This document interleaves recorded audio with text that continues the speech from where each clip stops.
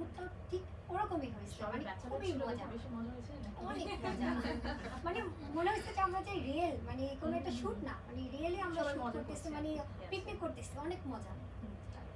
আসলে যে আপনার হাসি, আপনাদের সবার হাসি দেখে মনে হচ্ছে যে অনেক বেশি এনজয় সে তো করেছেন। থাকতেই হবে, কারণ তো প্লে বয় আসতে না।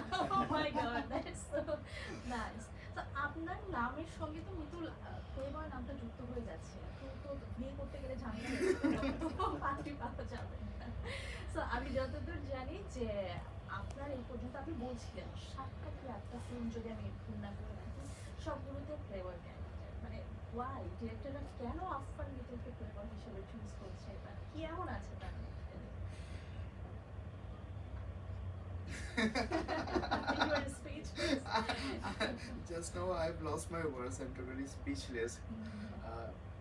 আমার এই বছর যে ছবিটা মুক্তি পেল ময়না, জাজ ম্যাথমেটিয়ার, এই ছবিটাতে প্লে বয় হিসেবে আমাকে দেখা গেছে যে এরপর অনেকগুলো কাজ আমি করেছি, এই ক্যারেক্টারটা রিপিট হয়েছে। আর আমি যখন ময়না করছিলাম, মানে অভিনয় করছিলাম, তখনও নাসিম ভাই কিন্তু জানতেন না যে আমি ময়নার ছবিতে ওই প্লে বয় ক্যারেক্টার করছি, উনি কিন্তু জানতেন না।